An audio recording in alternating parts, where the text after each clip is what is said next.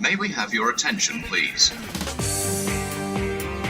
When the first issue of Leading Health and Safety on Britain's Railway was published in February 2016, the vision for addressing road risk was to develop an understanding of our exposure to all aspects of road risk through improved reporting and analysis. Since then, we've certainly found out one thing. As we said in the first episode of this series on road driving risk, in the 10 years between 2009 and 2019, 10 of our colleagues died while on duty as a result of road accidents. That's half of all workforce fatalities for that period. The good news is we've come a long way since then. A road risk group has been set up, and this will plan and lead the activities to address the strategic challenges set out in the third issue of Leading Health and Safety on Britain's Railway. Today I'll be talking with Steve Enright, regular motorcyclist, occasional bus driver, and also chair of the Road Risk Group, about the Occupational Road Risk Management Charter. Having leaders from across the industry, including the wider supply chain, sign up to the Charter will be a significant step in addressing strategic challenges 1, 4 and 5 for road risk in the current issue of LHSBR. Steve, welcome to the RSSB podcast, and thank you for taking the time to talk with me today. As a first-time visitor, can I ask you to introduce yourself to our audience and tell us how you came to your current role in the railway?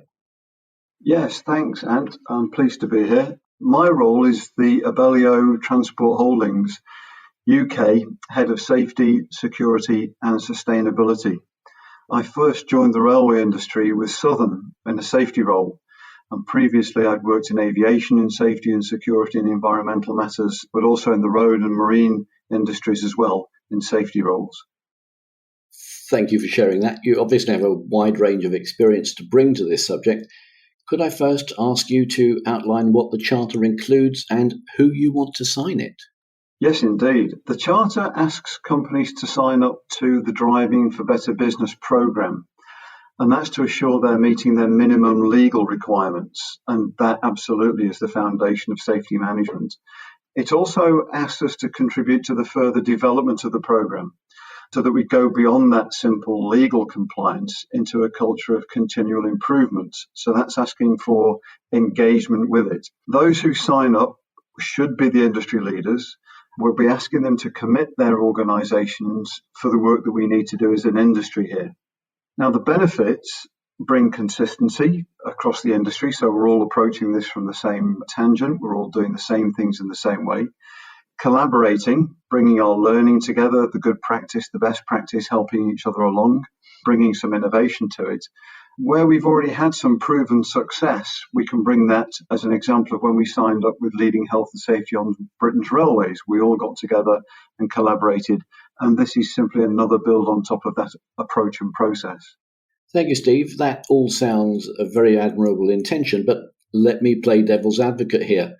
I'm the CEO or MD of Company X. I know my business and I know my fleet of vehicles. Why should I sign the Charter and commit to collaboration with a bunch of companies I don't work with? Well, and much as you may think you're just your own company, working in a specialist area, we are actually all interlinked. This industry relies on work being undertaken across all the functions, and all our employees and contractors are all travelling on the roads at the same time. That's certainly one basic aspect of this. No one travels alone. And we're often travelling on very similar routes to similar destinations because of the geography and locations of our businesses. So someone who's a supplier in the engineering world may well be driving a goods vehicle along the same roads that a driver who's going to pick up his next train in a taxi maybe, or a rail replacement bus coming the other way. So certainly our road geography and our railway geography run side by side because it's the only way we get to those same destinations. And it's much better for the industry to work collaboratively to do the work once, rather than all of us trying to do this in an ad hoc way, each company doing the whole thing by itself. I mean, a good example of that is the collaboration that the rail freight companies have engaged in. They're leading on this significantly. And it means they're all committed to this as business as usual. They've done that with their freight operator safety group. Consistency is important.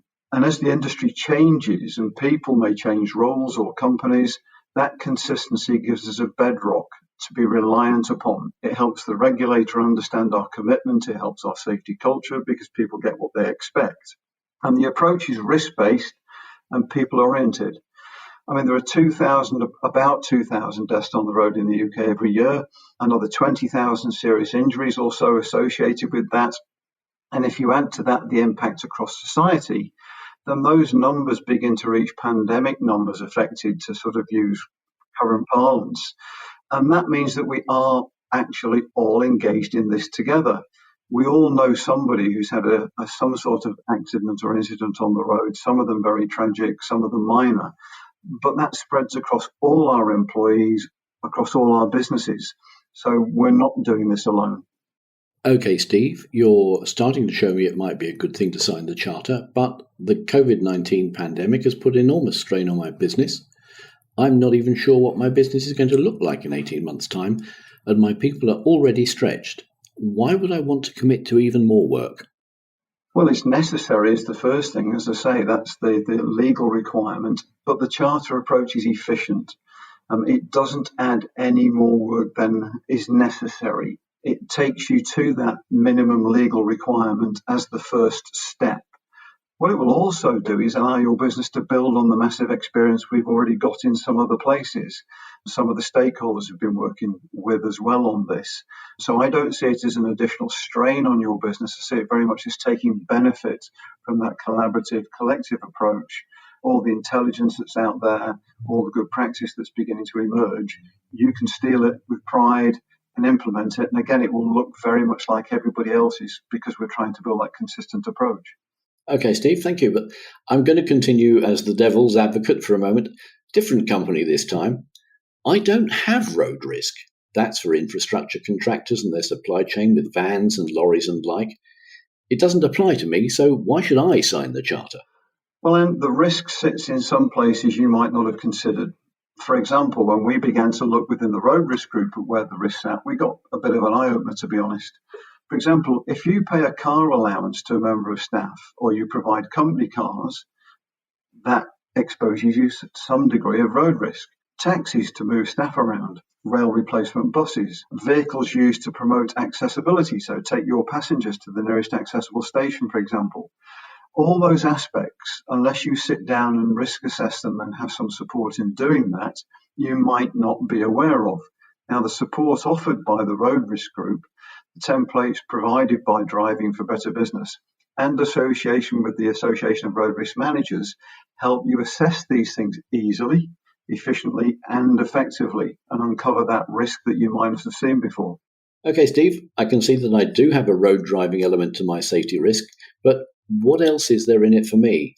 What can you add to my business case for investing precious resources in this area right now? Well, and what I'd first of all say is the thing that got me involved in health and safety at the very beginning of my career in this area, and that's the ethical concern.